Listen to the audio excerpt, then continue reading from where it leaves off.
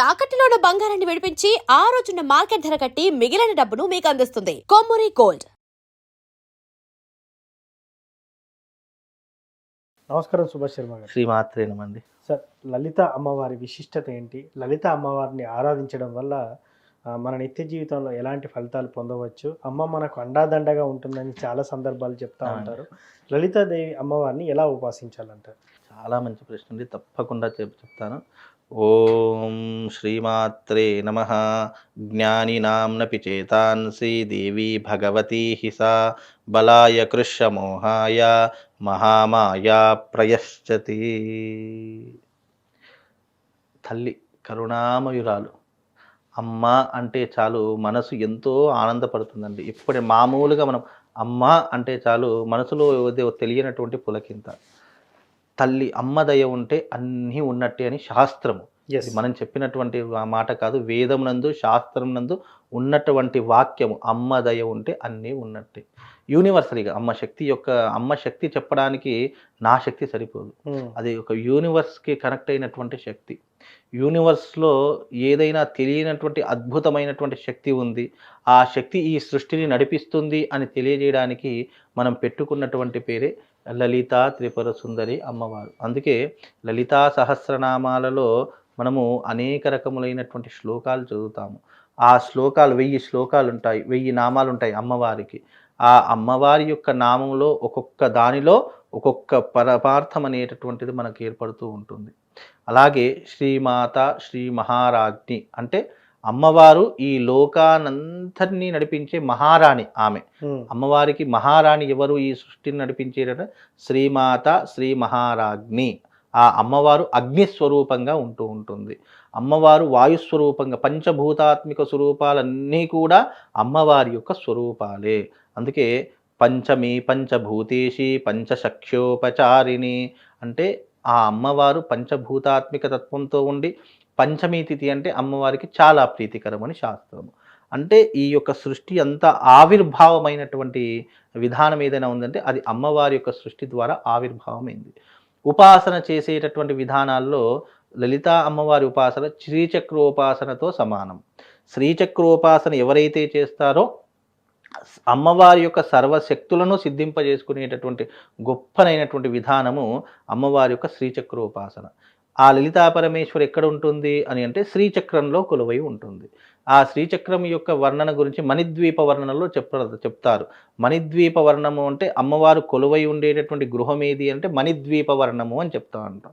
ఆ మణిద్వీప వర్ణము అనేటటువంటిది అమ్మవారి యొక్క క్షేత్రము, గృహము. అలా అమ్మవారి యొక్క శ్రీచక్రార్చన ఉపాసన ఎవరైతే చేస్తారో వాళ్ళు లలితా పరమేశ్వరి అమ్మవారి యొక్క ఉపాసన చేసినట్టే. అందుకే అమ్మవారి ఉపాసన చేసేటటువంటి వారు మధుమాంసాలకు దూరంగా ఉండాలి. అలాగే మద్యానికి దూరంగా ఉండాలి.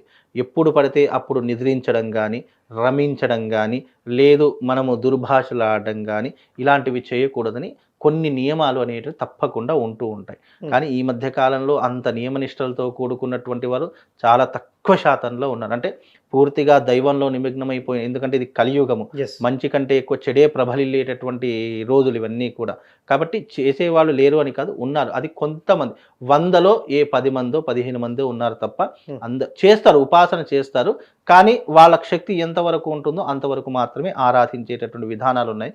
పూర్తిగా అమ్మవారిలో లీనమైపోయేటటువంటి విధానాలు అతి కొద్ది మంది మాత్రం ఉన్నారు. అది వేల మీద లెక్క పెట్టేటటువంటి వాళ్ళే ఉన్నారు. అలాగే శ్రీచక్రోపాసన చేయడం వల్ల ఏం జరుగుతుంది అని అంటే ఐశ్వర్య ప్రాప్తి కలుగుతుంది. అంటే ఇంట్లో శ్రీచక్రం ఉన్నప్పుడు చాలా ఉంటాయి, నియమనిష్టాలు ఉంటాయి. అన్నిగానం పాటించి శ్రీచక్రం పెట్టుకోవడం అంటే అది కొంచెం కష్టతరమైన పనే కదా. ఇప్పుడు ఇక్కడ శ్రీచక్రంలో ఉండేటటువంటి విధానాలు, మేరు శ్రీచక్రాలు ఉంటాయి, మేరు యంత్రాలు ఉంటాయి, కూర్మ శ్రీచక్రం అనేటటువంటిది ఒక దానితో ముడిపడి ఉన్నటువంటిది. కొన్ని కోట్ల శ్రీచక్రాలు ఉంటాయి. ఓకే. ఆ శ్రీచక్ర యంత్రములు అనేటటువంటివి రూపాంతరము, అనేక రూపాంతరాలు చెంది అనేక తాబేలు మీద శ్రీచక్రం ఉంటుంది, కూర్మ శ్రీచక్రము అని అంటాము. అలాగే మామూలు మేరు శ్రీచక్రం అనేటటువంటి ఉంటుంది, అది శ్రీచక్రంతో ఉంటుంది. అంటే ఇక్కడ ఆరాధించేటటువంటి విషయాలలో భిన్నత్వాలు ఉన్నాయి అనేక రకాలుగా. అంటే వాళ్ళ సంకల్పం ఏదైతే ఉంటుందో ఆ సంకల్పం మీద ఆధారపడి ఉండేవారు చేస్తుంటారు. ఇక్కడ ఉపాసన వేరే, శ్రీచక్ర అర్చనలు వేరే. ఓకే. మామూలుగా బ్రాహ్మడిగా పుట్టినందుకు అమ్మవారి యొక్క దేవి ఉపాసకులు ఎవరైనా కూడా శ్రీచక్రార్చన నిత్య జీవితంలో ఒక భాగంగా పెట్టుకుంటారు. మనిషిగా జన్మించినందుకు దైవిక క్రతువులు ఆచరించాలి అనే ఒక ఉద్దేశం ఉంటుంది.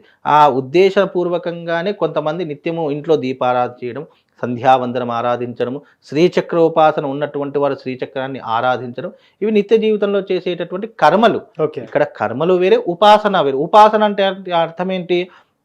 నువ్వు క్రమం తప్పకుండా నీ జీవితంలో ఎన్ని ఇబ్బందులు వచ్చినా, ఎన్ని కరువు కాటకాలు వచ్చినా ఇక్కడ ఉపాసనా విధానాన్ని నువ్వు మరవకూడదు. ఏదేమైనా సరే కానీ నువ్వు ఉపాసన చేయవలసిందే.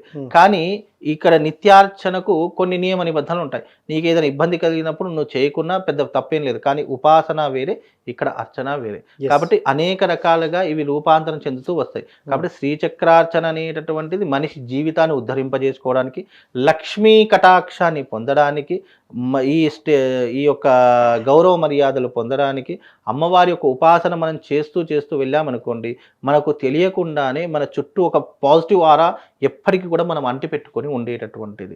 ఎందుకంటే అమ్మవారి యొక్క ఉపాసన చేస్తే చాలు. అంత ఉపాసన మీన్స్ నువ్వు రోజు దీపారాధన ఎలా చేస్తున్నావో అలాగే రోజు అమ్మవారికి కాస్త నీళ్ళతో కడిగేసి, పంచామృతంతో కడిగేసి, కాస్త గంధం బొట్టు పెట్టి, కుంకుమార్చన, లక్ష్మీ అష్టోత్తరం కానీ, లలితా అష్టోత్తరం కానీ, లలితా సహస్రనామం కానీ ఒకసారి చేశావు అనంటే నీ జీవితం తెలియకుండానే దైవికం వైపు మొత్తం మారిపోతుంది. ఇక నువ్వు చెడు చేయమన్నా చేయవు, చీమకు కూడా అపకారం చేయవు. ఎప్పుడైతే దైవిక పరమైనటువంటి థాట్ మన మైండ్లో వచ్చేస్తుందో అప్పుడు మనం ఏదైనా చెడు చేద్దామనుకున్నా ఈ చేయనియదిగా, మన ఆలోచనలు అటువైపు వెళ్ళవిగా. అలా ఉంటుంది. ఏదైనా ఒక మార్గంలో మనం అడుగు పెట్టామనుకోండి, అది మనం లాగేస్తుంది. ఇప్పుడు ఒక వ్యక్తి తాగుడు అసలు అలవాటే లేదండి. ఆ వ్యక్తి ఒకసారి తాగాడు, 2 సార్లు తాగాడు, అబ్బా 3వసారి తాగి తప్పేది అంటే అది లాగేస్తూ, ఒక చెడు వ్యసనం కూడా లాగేస్తుంది. అంటే ఆ మనిషికి అలవాటు లేనటువంటి విధానాన్ని కూడా ఒక వ్యక్తికి లాగేస్తూ ఉంటుంది. అలాగే నువ్వు ఒక మంచి పని చేయడం నిరంతరం అదే పనిగా పెట్టుకున్నావు అనుకో, అది నిన్ను ఇలా లాగేస్తుంది, మ్యాగ్నెటిక్ లాగా లాగేస్తుంది. అప్పుడు నువ్వు చెడు పని చేయమన్నా చెయ్యవు. అందుకే దైవిక శక్తి ఎలా ఉంటుంది అని అంటే గనక కాస్త ఆలస్యమైనా సరే కానీ అది మనల్ని లాగేస్తున్నప్పుడు మనకు తెలియకుండా ఒక పాజిటివ్ ఆరా ఉంటుంది చూసారా. మనం ఏది మాట్లాడితే అది శాసనం అవుతుంది, ఏది మాట్లాడితే అది జరిగి తీరుతుంది, ఏది అనుకుంటే అది అక్కడ జరిగి తీరేటటువంటి గొప్పనైనటువంటి ఉపాసన లలితా పరమేశ్వరి అమ్మవారి యొక్క ఉపాసన.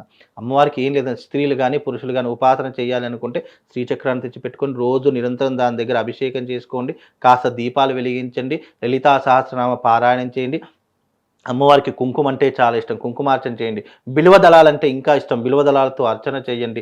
తెల్లటి మల్లెపూలు అంటే అమ్మవారికి చాలా ఇష్టం, తెల్లటి మల్లెపూలతో అమ్మవారికి అర్చన చేయండి. మీ జీవితంలో కష్టం అనేటటువంటిది మీకు రాదు. మీకు ఎన్ని అప్పుల బాధలున్నా, ఎన్ని అనారోగ్య సమస్యలున్నా ఒక శ్రీచక్రం తెచ్చుకొని ఇంట్లో పూజించండి, లేదా ఒక బ్రాహ్మణి ద్వారా మీ ఇంట్లో శ్రీచక్ర అర్చన చేయించుకోండి. ఎక్కడైతే శ్రీచక్ర అర్చన జరుగుతుందో ఆ ఇంట్లో లలితా పరమేశ్వరి వచ్చి తిష్ట వేసి కూర్చుంటుందంట. అంత విశేషమైనటువంటి శ్రీచక్ర అర్చన ఇది ఒక్కటి చేసుకుంటే మీ జీవితం ధన్యమైపోతుందండి. మొత్తానికి లలితా సహస్రనామం చేసుకుంటూ శ్రీచక్ర అర్చన చేసుకుంటే జీవితం ఎలా ఉంటుంది, ఆ ఇంట్లో ఎలాంటి రాజయోగం ఉంటుందని చాలా చక్కగా చెప్పారు సార్. ధన్యవాదాలు. శ్రీమాన్.